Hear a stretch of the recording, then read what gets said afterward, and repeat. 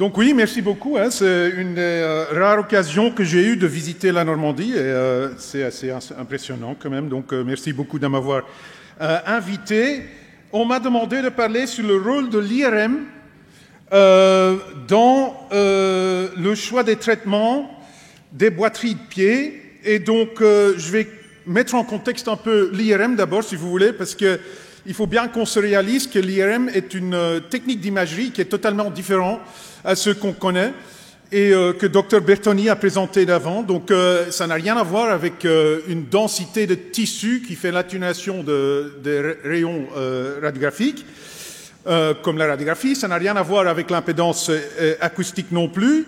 Il s'agit vraiment d'une technique où on utilise un aimant pour stimuler les protons des molécules d'hydrogène. Pourquoi? On stimule les protons des molécules d'hydrogène à un niveau d'énergie supérieur et quand ils retombent sur le niveau d'énergie d'origine, ils relâchent l'énergie qui est convertie dans un signal qu'on utilise pour construire une image digitale. Donc il s'agit vraiment d'une technique d'imagerie de l'eau, si vous voulez, pour simplifier. Et donc voilà l'aimant qui est utilisé pour stimuler les protons de l'hydrogène et là une image qui est construite des différents tissus qui ont des niveaux de protons d'hydrogène variables, donc différentes, et donc qui ont un signal différent. Par exemple, la graisse que vous voyez là dans l'os, évidemment, a un haut signal parce qu'il y a beaucoup d'hydrogène, tandis que l'os et les tendons ont très peu de molécules d'hydrogène libres et donc ils sont plutôt noirs. En plus, l'IRM est une technique en coupe. Ça veut dire qu'on peut varier les coupes de la technique d'imagerie dans tous les sens qu'on veut et donc on peut construire un niveau de détail anatomique qu'on n'est pas capable de faire avec aucune autre technique d'imagerie, en fait, même pas le scanner. Ce n'est pas juste le détail structurel anatomique qu'on peut atteindre, mais il y a aussi un niveau d'information fonctionnelle sur les tissus qu'on peut gagner qui vient de la composition biochimique des tissus. Donc ici, vous voyez une lésion de tendon superficiel du doigt, suivi à travers de 12 semaines. Donc de haut en bas, on voit les images tous les 2-4 semaines. Et de gauche à droite, vous voyez des différents contrastes avec des différentes séquences d'IRM obtenues. Et vous voyez que le signal dans la lésion tendineuse varie dans le temps de façon différente dans les différents contrastes, dans les différentes séquences. Et c'est en comparant ces différentes séquences qu'on peut avoir de l'information sur l'évolution de la guérison, l'évolution de la cicatrisation, donc l'état cicatriciel de la lésion, ce qui nous aide beaucoup dans la convalescence, dans les recommandations qu'on va faire dans la convalescence du patient. Dernière chose qu'il faut se réaliser, il y a plusieurs aimants. Il y a les aimants au champ, pour lesquels on doit anesthésier le cheval pour le mettre dedans. Il n'y en a pas beaucoup en Europe, mais en Amérique, les universités utilisent plutôt ces aimants-là pour examiner les chevaux. Donc on parle de 3 Tesla jusqu'à 1,5 Tesla. En Europe, on utilise plutôt les aimants bas champ. Donc la force de l'aimant, donc du champ magnétique, est 10 fois moins de celui d'un aimant au champ. Et celui qu'on utilise davantage en Europe, c'est celui pour lequel on ne doit pas anesthésier le cheval. Donc celui de la compagnie Almark, où on peut examiner le cheval debout. Évidemment, le négatif, c'est que le plus haut qu'on monte dans le membre, le plus de mouvements inhérents, même un cheval sédaté va bouger un tout petit peu, qui peut rendre l'examen moins ou pas diagnostique. Donc on est un peu limité, pied, boulet et région métacarpienne, métatarsienne. Mais plus haut, ça devient problématique. Et donc, vous voyez très bien que selon la force du champ magnétique, on a plus de détails anatomiques sur une image d'un aimant au champ, hein, à votre gauche, et une image d'un aimant bas champ 0,3 Tesla, mais qui est néanmoins diagnostique et qui nous permet de diagnostiquer les conditions qu'on n'arrive pas à diagnostiquer avec un niveau de détail avec les autres techniques d'imagerie standard. Alors, pour résumer, comment l'IRM peut nous aider? La technique peut nous aider en identifiant les lésions occultes. J'utilise le mot occulte, pas dans le sens occulte, mais pour dire que les lésions qu'on ne peut pas voir avec les techniques d'imagerie de base comme la radiographie et l'échographie, parce que les lésions sont contenues dans le sabot du cheval. Cette technique donc nous permet de faire un diagnostic précis, précoce, donc plutôt dans le développement de la maladie, de la blessure, établir un pronostic beaucoup plus correct parce qu'on a un diagnostic plus précis et plus définitif, et finalement faire un choix de traitement qui est plus rationnel, beaucoup plus basé sur la logique, parce qu'on a quand même le diagnostic définitif de ce qui fait boiter le cheval. Alors, quelles sont les prévalences de maladies ou blessures rencontrées avec les IRM, les examens d'IRM? Là, vous avez toute une collection de papiers sur les 10-15 dernières années avec la prévalence de chaque condition qui a été trouvée dans ces articles-là. Je fais le résumé parce que là, c'est beaucoup trop occupé, en tout cas. Et quand vous regardez l'incidence, la prévalence de ces blessures, de ces maladies, vous voyez qu'il y en a deux qui ressortent. La tendinite du tendon fléchisseur profond du doigt et la maladie dégénérative de l'os naviculaire. Alors, les deux peuvent être présents au même temps, surtout chez des chevaux quarter horse aux États-Unis. On voit beaucoup plus souvent que chez nos chevaux de sport ici en Europe, où c'est ou bien l'un ou bien l'autre. Mais ces deux conditions-là dépassent de loin la prévalence des autres conditions. Il y en a un qui est un peu entre les deux, c'est la desmopathie collatérale de l'articulation interphalangienne distale. Alors, dépendant de l'étude, il y a certaines études qui ont surestimé la prévalence de cette condition, il y a des autres qui sont beaucoup moins prévalentes. Donc, en général, on compte à peu près 15% de la population qui présente pour une boiterie occulte pied ayant une blessure d'un ligament collatéral. Après, tout le reste est ou bien en dessous de 10% et en dessous de 5%, c'est-à-dire l'arthrose de l'articulation interphalangienne distale, les contusions osseuses des phalanges et toutes les petites ligaments autour du système podotrocléaire qui peuvent être atteintes, mais généralement au même temps qu'une maladie plus importante de la structure principale, ou bien le tendon, ou bien l'os naviculaire même. J'ai pas mis de chiffres pour les bursites et les synovites de l'articulation interphalangienne distale, parce qu'ils sont tellement fréquentes qu'on les considère presque comme non spécifiques, c'est-à-dire non nécessairement liés significativement à la présence d'une boiterie. Donc, une synovite peut être présente sans avoir aucune importance dans le diagnostic final. Donc, je voulais utiliser le reste de ma présentation, de regarder les conditions les plus prévalentes, diagnostiquées à l'IRM, et de voir comment on peut, peut-être, dans mon opinion, avec un peu de revue de littérature, aider ces chevaux avec des ferrures. Donc, je commence avec la maladie dégénérative de l'os naviculaire, et donc, avec l'IRM, on a pu diagnostiquer plus précisément cette condition. Regardez quand même la forme principale, donc l'image de haut, là, avec un œdème osseux de l'os naviculaire, une condition qu'on ne peut pas diagnostiquer avec aucune autre méthode d'imagerie, et la présentation la plus fréquente de cette maladie. Donc sans IRM, pas de diagnostic. La deuxième chose qui est très importante, c'est que l'IRM nous apprend qu'il y a trois présentations principales de la maladie dégénérative de cet os. L'œdème osseux qui est le plus fréquent, donc environ 70%, et puis un peu moins, heureusement, fréquent, les lésions d'érosion corticale de la facies flexoria, que vous voyez dans l'image au centre, et les fragmentations du bord distal de l'os naviculaire, qui ne sont pas toujours significatifs, mais qui sont souvent liés à des autres remaniements de l'os qui sont pathologiques.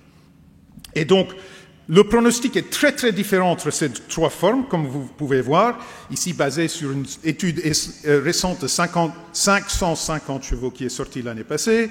Vous voyez que, tandis que le pronostic pour l'œdème osseux est plutôt, je ne vais pas dire bon, parce que 59% des chevaux restaient boiteux quand même après un an, il est beaucoup mieux que pour les chevaux, le pronostic pour les chevaux avec les érosions corticales de la facies flexuria, où 95 ou 95% des chevaux restaient boiteux après un an. Donc, de nouveau, l'IRM nous aide à faire un bon pronostic, ou un pronostic correct plutôt. Alors, comment est-ce qu'on peut aider ces chevaux-là? Pour commencer, je vais juste illustrer une observation biomécanique qui a été faite par un groupe anglais au Royal Veterinary College de Londres, qui ont constaté que, on sait tous par exemple que les chevaux avec une douleur palmaire dans le pied ont tendance d'atterrir pince avant talon. Et ces chercheurs ont trouvé que ces chevaux ont une contraction active du muscle fléchisseur profond du doigt, pour lever les talons dans ces chevaux-là, comme forme de compensation, soulagement des talons, pour éviter l'impact de l'atterrissage. Alors, le grand paradoxe est que cette contraction du muscle du tendon fléchisseur profond augmente la force compressive sur l'os naviculaire et peut induire ou aggraver le remaniement osseux pathologique de cet os. Donc, faire avancer la maladie naviculaire, si vous voulez. Et donc, ils ont conclu, et donc, l'observation était assez précise parce qu'ils ont pu éliminer cette contraction et cette force augmentée sur l'os naviculaire avec une anesthésie digitale distale. Donc, c'était vraiment un mécanisme de correction actif, si vous voulez. Et donc, ils conseillent de soulager, protéger le talon en soulageant donc ce phénomène. Et le paramètre clé dans cette situation semble être l'angulation palmaire de la phalange distale. Donc pour chaque degré de descente de l'angle palmaire de la phalange distale, il y a 4% de plus de force compressive sur l'os naviculaire. Et ça, c'est cohérent avec les observations qu'une talonnette de 6 degrés réduit la force compressive sur l'os naviculaire de 24%, une étude hollandaise. C'est aussi cohérent avec l'observation de Château qu'un egg-bar peut diminuer ou agir comme une talonnette de 6 degrés sur sol souple et faire la même chose.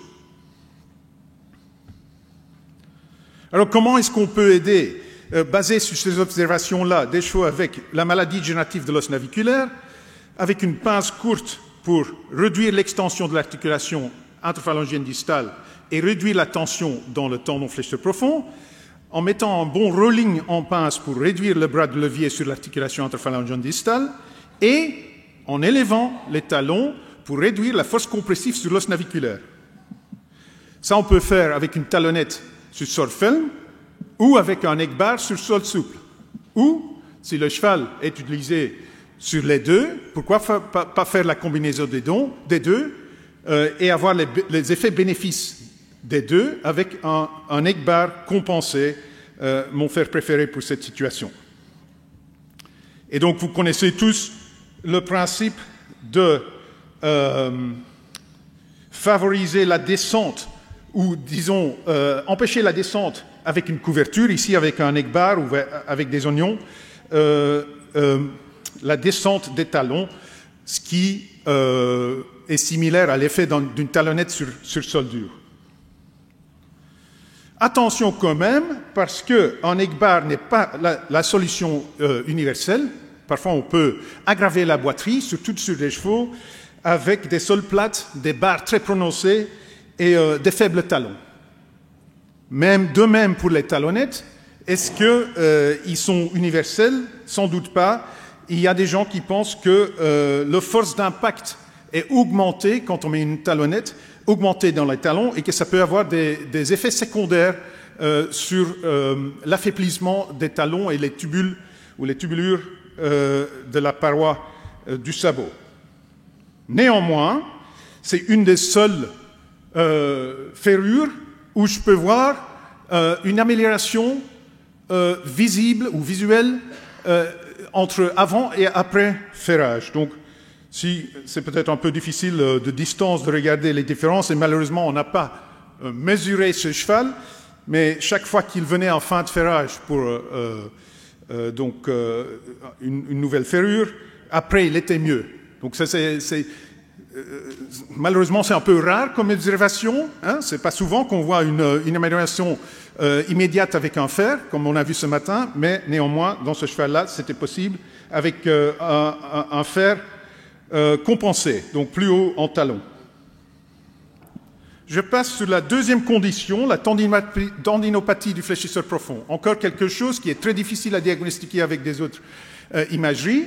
Donc IRM pour le diagnostic, aussi IRM pour le différentiel diagnostic. C'est-à-dire il y a 4 ou 5 présentations, dépendant de votre description pathologique, qui ont des pronostics très différents. Donc pour la communication avec le propriétaire, c'est très, très important de savoir avec quel type de lésion, quelle longueur de lésion, quel diamètre de lésion on a à faire dans ce pied-là. Et donc vous voyez là la représentation des différentes formes de lésions sur les images d'IRM de pied.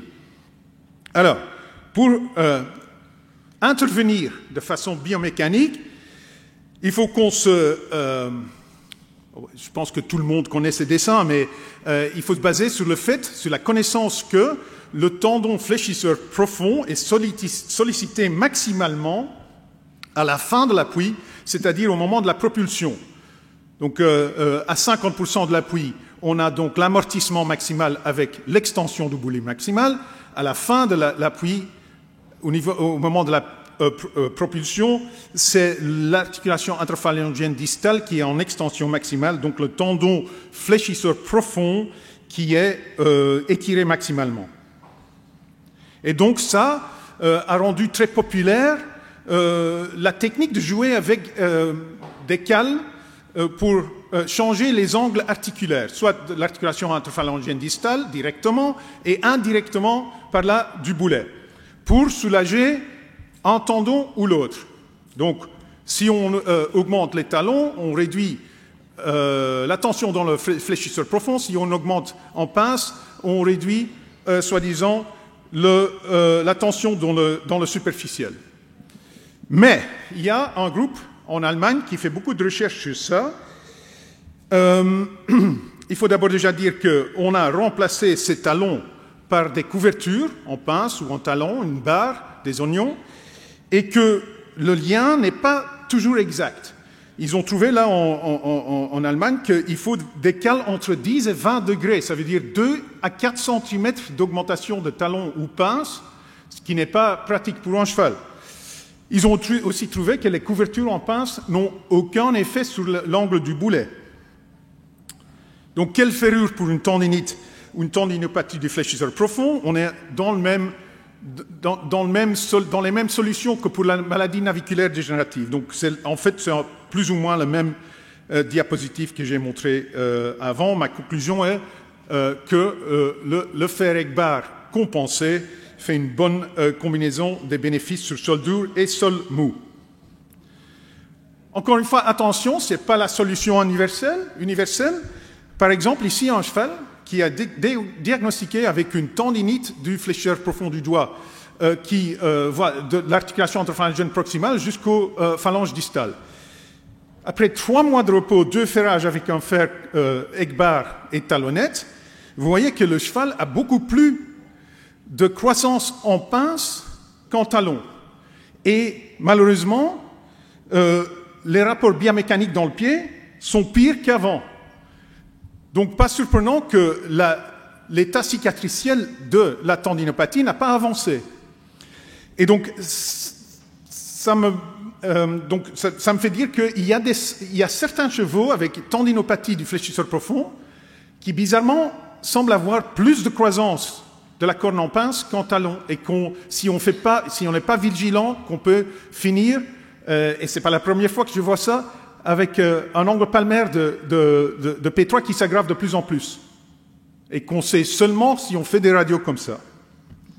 En plus, un paradoxe avec des talonnettes, surtout avec des talonnettes pleines, est que certains chevaux avec tendinopathie fléchisseur profond sont pires après qu'on met la talonnette entre le fer et le pied. Je ne sais pas si c'est la pression directe de la talonnette sur la partie distale du tendon, mais ici vous voyez une lésion qui va jusqu'à l'insertion. Vous voyez le point blanc là avec les flèches jaunes.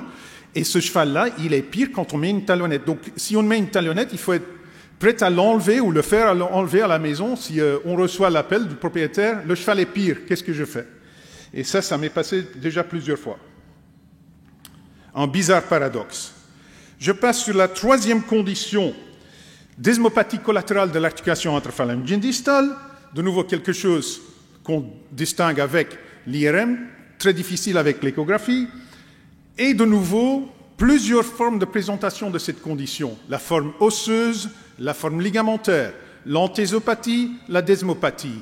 Et donc, les traitements sont différents. Les pronostics, on ne sait pas si elles sont différentes. On n'a pas assez de données pour faire des rétrospectives sur cette condition. Le principe de traitement ici, je ne vais pas trop insister dessus parce que Dr Bertoni a déjà montré. C'est juste qu'on favorise la descente du côté du pied qui n'est pas atteint en cas où il y a une desmopathie ou en cas d'une contusion osseuse, on favorise la descente de l'autre côté. Néanmoins, et je reviens sur les études qui ont été faites surtout par ce groupe allemand, il y a plusieurs études qui mettent en question les effets potentiellement indésirables d'une couverture large asymétrique sur un pied. Donc le consensus est plutôt que si on utilise ces fers-là, c'est de façon temporaire.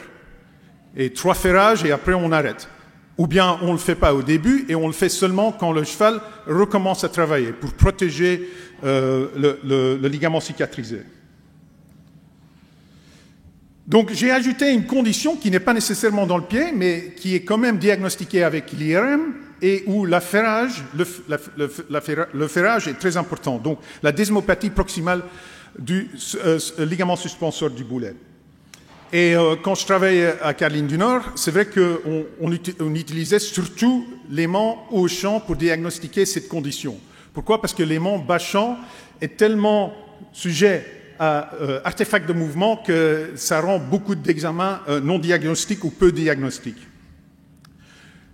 Alors, il y a un commentaire sur ce diapositive sur l'échographie. Le point de l'échographie, c'est que c'est très opérateur dépendant. Très dépendant de l'opérateur, d'accord? Donc, assez subjectif. Et le résultat, quand on a fait des études, on a fait une étude à Caroline du Nord, rétrospective, pour voir quels étaient les diagnostics échographiques des chevaux qu'on a après mis dans le haut champ, l'aimant haut champ pour diagnostiquer la présence d'une desmopathie, on a trouvé qu'il y avait beaucoup de faux positifs dans l'échographie.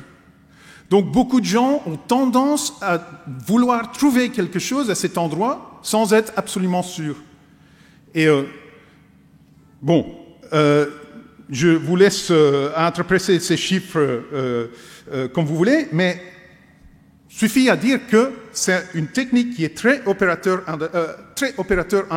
non pas indépendant mais dépendant. Alors de nouveau, on joue avec les angles articulaires.